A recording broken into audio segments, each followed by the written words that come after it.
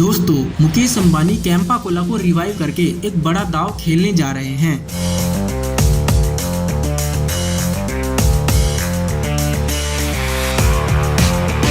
ये वही कैंपा कोला है जो 70s और 80s के जमाने में काफी पॉपुलर और आइकॉनिक ब्रांड हुआ करता था। अब मुकेश अंबानी अपनी पूरी रिलायंस की ताकत लगाकर इस ब्रांड को वापस लाने की कोशिश कर रहे हैं।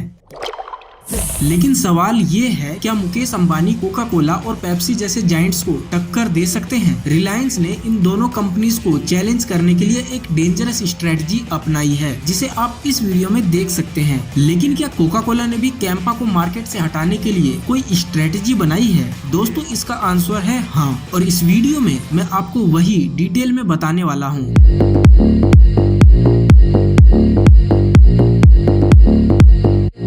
कैंपा कोला लगातार अपने एड्स के जरिए लोगों के बीच पॉपुलैरिटी गेन कर रहा है। साउथ इंडिया के कई सिटीज तक ये ऑलरेडी पहुंच चुका है और लोग बड़े चाव से इसे खरीद भी रहे हैं। लेकिन क्या कैंपा कोला इतने कम्पिटिटिव मार्केट में अपनी जगह बना पाएगा? और क्या कोका कोला और पेप्सी इतनी आसानी से कैंपा को इस मार्केट में जगह बनाने देंगे? चलिए देखते हैं। अब सबसे पहले ये समझना जरूरी है कि लोग कोका कोला और पेप्सी जैसे ब्रांड्स को छोड़कर कैंपा कोला क्यों लेंगे। इसका जवाब है ये 6 important points. First, Campa Cola एक इंडियन ब्रांड है और यहाँ नेशनलिटी के नाम पर कुछ भी बेच दो, लोग ले लेंगे। मैं ऐसा क्यों कह रहा हूँ वो आपको वीडियो में आगे पता चल जाएगा, और ये मैं अपने मन से नहीं कह रहा, आप लोगों के कमेंट्स खुद पढ़ सकते हो। Second, Campa Cola Coca Cola और पेप्सी के मुकाबले लगभग आधे दाम में मिलता है, जो इंडिया जैसे प्राइस सेंसिटिव देश के लिए एक बड़ी बात है। कोका कोला की 250 ml की बोतल 20 रुपए की आती है, जबकि कैंपा कोला की 200 ml की बोतल सिर्फ 10 रुपए में मिल जाता है। इसी तरह कोक की 600 ml की बोतल 40 रुपए की आती है, जबकि कैंपा कोला की 600 ml की बोतल सिर्फ 30 रुपए में मिल जाती है। थर्ड, एक और चीज जो कैंपा कोला को स्पेशल बनाती है वो है इसका नॉस्टैल्जिया फैक्टर। ये ब्रांड 1970 में इंडिया में लॉन्च हुआ था, जिसकी वजह से पुरानी जनरेशन के लोगों का इससे एक इमोशनल कनेक्शन बना हुआ है, और ये भी एक रीजन हो सकता है कि लोग इसे खरीदेंगे। फोर्थ, रिलायंस ने कैंपा कोला के डिस्ट्रीब्यूशन को काफी अग्रेसिवली एक्सपेंड किया है, स्पेशली जियो मार्ट के थ्रू। फॉर एग्जाम्पल, अगर आप रिलायंस के किसी भी स्टोर से कैंपा कोला का 2 लीटर सॉफ्ट ड्रिंक परचेज करते हो तो आपको सिर्फ 49 रुपए में वो मिल जाएगा, जबकि दूसरे ब्रांड्स की 2 लीटर की बोतल आपको 95 से 100 रुपए तक का मिलता है। फिफ्थ,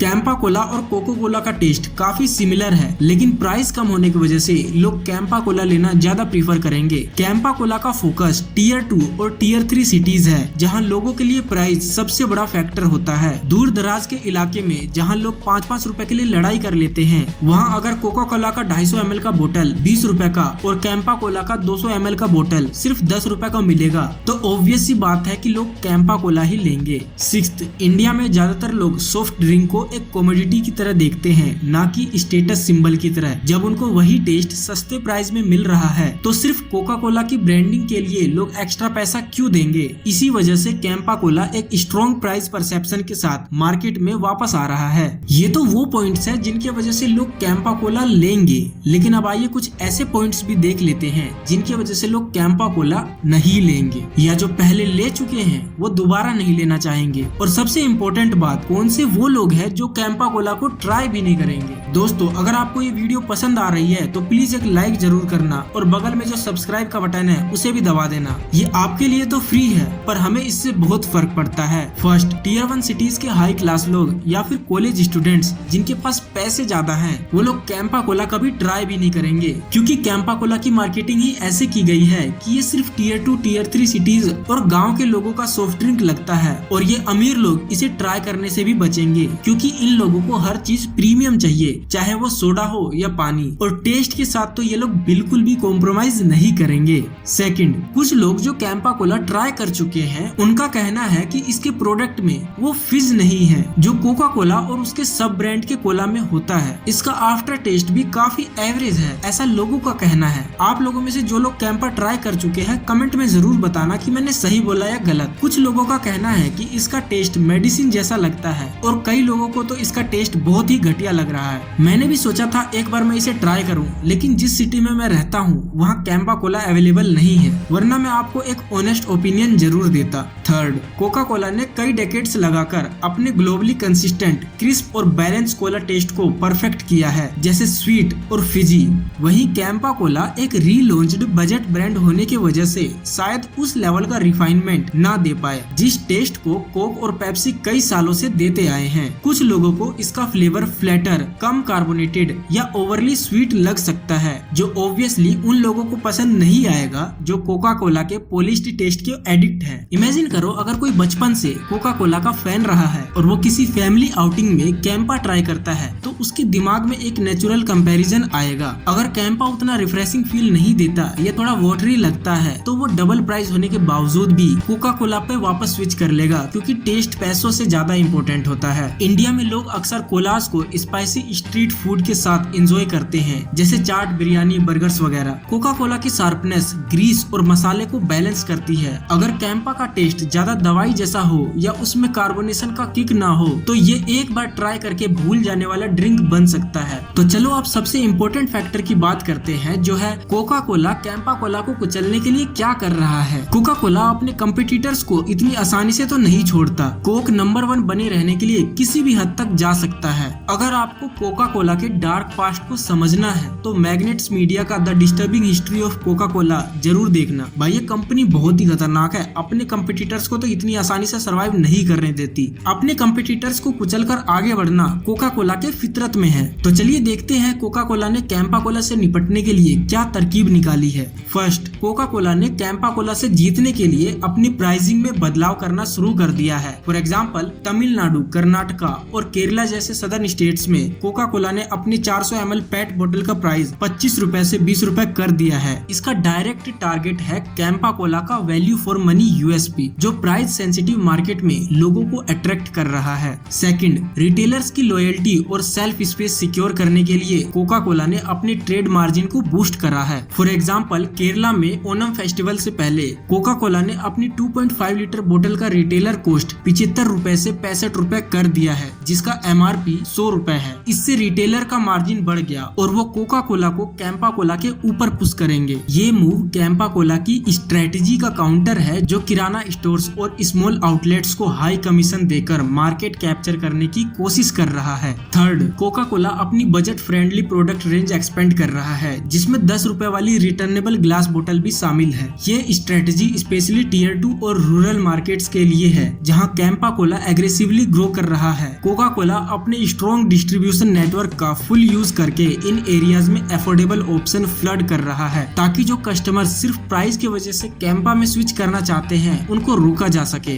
फोर्थ, कैंपा कोला ज्यादातर सिर्फ कोला और कुछ लिमिटेड फ्लेवर्स पर फोकस कर रहा है, लेकिन कोका कोला अपने वाइड पोर्टफोलियो का पूरा फायदा उठा रहा है। थम्स अप, स्प्राइट, लिम्का, फेंटा और माजा जैसे पॉपुलर ब्रांड से कोका कोला हर तरह के टेस्ट प्रेफरेंसेस को टारगेट कर रहा है। स्पेशली थम्स अप, जो इंडिया का नंबर 1 कोला ब्रांड है, ये कोका कोला का एक बड़ा वेपन है। ये अर्बन और सेमी अर्बन एरियाज में स्ट्रॉन्ग होल्ड रखता है, जहां कैंपा कोला अभी उतना पेनिट्रेट नहीं कर पाया है। फिफ्थ, कोका कोला ने 10 रुपए में नो शुगर पैक्स लॉन्च किए हैं, जैसे कोक जीरो और स्प्राइट जीरो, जो हेल्थ कॉन्शियस ऑडियंस को टारगेट करता है। आज लोग हेल्थ और फिटनेस को लेकर ज्यादा अवेयर हो रहे हैं और कोका कोला इसी डिमांड का फायदा उठाने के लिए लो कैलोरी ऑप्शन ऑफर कर रहा है। दूसरी तरफ कैंपा कोला अभी तक सिर्फ ट्रेडिशनल सुगरी कोला पर फोकस कर रहा है और इस हेल्थ कॉन्शियस सेगमेंट को एग्रेसिवली टारगेट नहीं कर रहा है। ये मूव कोका कोला को मॉडर्न और हेल्थ फ्रेंडली ब्रांड के रूप में पोजीशन करता है, जो कैंपा कोला के कंपैरेटिवली आउटडेटेड इमेज के अगेंस्ट एक स्ट्रॉन्ग कॉन्ट्रास्ट बनाता है। कोका कोला के ग्लोबल प्रेसिडेंट जॉन मर्फी ने जनवरी 2025 में बोला था कि कैंपा जैसे कॉम्पिटिटर उन्हें और बेहतर बनने के लिए चैलेंज करते हैं। आज भी कोका कोला का मार्केट शेयर 60% है, जबकि कैंपा कोला का सिर्फ 2 से 10% है, वो भी कुछ सेलेक्टेड स्टेट्स में। इसीलिए कोका कोला अपनी एस्पिरेशनल ब्रांड इमेज पे डबल डाउन कर रहा है। ज्यादातर लोग कोका कोला को एक प्रीमियम और रिलायबल चॉइस के रूप में देखते हैं, जबकि कैंपा कोला एक बजट ब्रांड लगता है। कोका कोला का नेटवर्क 3 मिलियन आउटलेट्स तक है, जबकि कैंपा कोला सिर्फ रिलायंस के 2500 स्टोर्स और कुछ छोटी दुकानों तक सीमित है। अब कोका कोला रूरल मार्केट में भी अपनी पकड़ और स्ट्रॉन्ग कर रहा है, जहां Campa Cola price sensitive customers को टारगेट कर रहा था। कोका कोला के 20+ बोटलिंग प्लांट्स का बैकअप उसे एक स्ट्रॉन्ग एज देता है। कोका कोला इंडिया के अलग अलग रीजन्स के टेस्ट के हिसाब से नए फ्लेवर्स इंट्रोड्यूस करने का प्लान बना रहा है। ये कैंपा कोला की one size fits all approach के अगेंस्ट एक स्मार्ट मूव हो सकता है। जैसे अगर कोका कोला साउथ इंडिया में कुछ अलग टेस्ट इंट्रोड्यूस करे और नॉर्थ इंडिया में कुछ अलग, तो ये कैंपा कोला को साइडलाइन कर सकता है। कैंपा कोला नोस्टैल्जिया और लो प्राइस पर फोकस कर रहा है, लेकिन कोका कोला का एड बजट बहुत बड़ा है। कोका कोला IPL और बॉलीवुड जैसे बड़े कैंपेन्स पे ध्यान दे रहा है। ये यूथ और मिडिल क्लास कस्टमर को अट्रैक्ट करने का पावरफुल मूव है, जो कैंपा कोला की सिर्फ रूरल प्राइसिंग स्ट्रेटजी से इजीली स्विंग नहीं होगा। कोका कोला सिर्फ प्राइस वॉर तक सीमित नहीं है, बल्कि सप्लाई चेन, डिजिटलाइजेशन और सस्टेनेबिलिटी में भी इन्वेस्ट कर रहा है। कोका कोला का motive long term market dominance है, क्योंकि रिलायंस हमेशा लो मार्जिन स्ट्रेटजी सस्टेन नहीं कर सकता बिना किसी ब्रॉडर प्रॉफिटेबिलिटी के। अगर ये वीडियो आप यहाँ तक देख चुके हैं तो प्लीज इस वीडियो को लाइक जरूर करना, क्योंकि इससे YouTube का एल्गोरिदम इस वीडियो को प्रमोट करेगा। अगर आप बिजनेस केस स्टडी पढ़ना चाहते हैं तो इस चैनल को सब्सक्राइब जरूर कर लेना, क्योंकि इस चैनल पर हम आपको बिजनेस की प्रैक्टिकल केस स्टडीज देना चाहते हैं। Thank you.